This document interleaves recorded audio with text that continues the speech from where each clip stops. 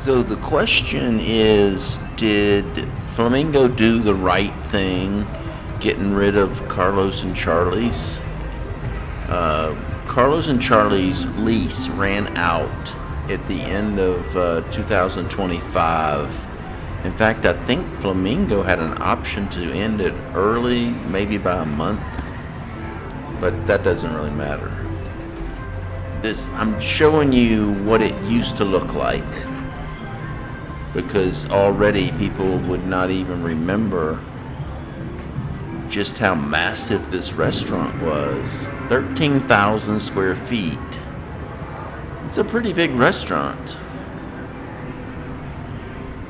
Beautiful restaurant, really, and the vibe it gave off right there in the casino floor, to me, was worth almost giving rent for free. They pumped Mexican music into the Flamingo slot area that I thought it was the right vibe. It was giving a young crowd vibe, and the young crowd, believe it or not, even if they're not gambling, is important to Las Vegas. It's still a very important age group because it brings in other people. It brings in the people that are really gambling. They think it's fun. They want to feel young again. So someone that's in their 60s, 70s, and 80s is suddenly in their 30s. But business is business. Line items are line items, and for some reason Flamingo made this choice. But to say, what are the numbers? We don't know the numbers is the problem. Even though Caesars is a public company, for now, they're going to be going private, which is fantastic. I really don't want any public companies to own casinos anymore, and that's going to be the case pretty soon. Anyway, so you think, well, it's a public company. Caesars is a public company, then we should know exactly what the numbers are, but we don't, because certain information is confidential, trade secrets. It comes under trade secrets, so they don't have to tell you how much rent Carlos and Charlie's was paying. But after arguing with a lot of people online, experts, and coming up with what would be a true estimate, how much they were paying Flamingo in rent. And it's a very big range. At the low end, $500,000 per year. Okay, $500,000 per year in this spot right here would be asinine for Flamingo not to kick them to the curb.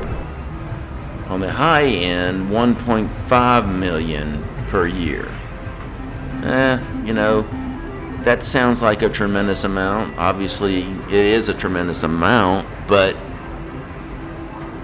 in this casino, maybe it's not. It's still not enough to keep them. What has happened here is failure to communicate. Was Carlos and Charlie's providing an advantage for Flamingo that these slot machines are not? That's the question. Someone gambling right here on this Easy Craps, are they entertaining someone that's gonna play on the next machine? Maybe, maybe not, I don't know. But what Carlos and Charlie's was doing, to me, just my opinion, because I don't play slots. I love slots. Actually, that's my favorite part of the casino, the slot machines, but I don't play slots. I just like the sound of them. I like people playing them. I like people cheering. I like people getting excited. Slots are fantastic. That's what drives Las Vegas. Here's the porch of Carlos and Charlie's. You see, it's all gated off. They had a really good vibe out here. Sometimes the porch was absolutely packed. But, the rent's paid, so that's not really bringing Flamingo any more revenue, except maybe it is because people that go to O'Charlie's, and not O'Charlie's, Charlie's, Carlos and Charlie's, also gamble in Flamingo. Maybe they weren't going to gamble in Flamingo. It's a hard decision, business-wise. Did Carlos and Charlie's bring more business to Flamingo than these slot machines will? So maybe these slot machines are even more valuable than people think. We know they're valuable. They're the most valuable part of a casino, the slot machines. And I'm including these roulette and these pop-up craps. All the electronic machines are a better revenue producer overall than table games. Definitely less risk. So it's a tough question. Will we ever know the answer? Was Carlos and Charlie's a good fit for Flamingo, or was it dragging them down, or were they not getting enough rent to justify the loss of profit from these slot machines? We may never know. But the casino looks fantastic. These slot machines are beautiful.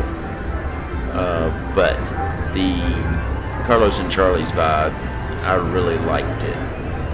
And we'll see if people stay away or they keep packing them in, because Flamingo is one of the casinos on the Strip that's always busy. Always busy.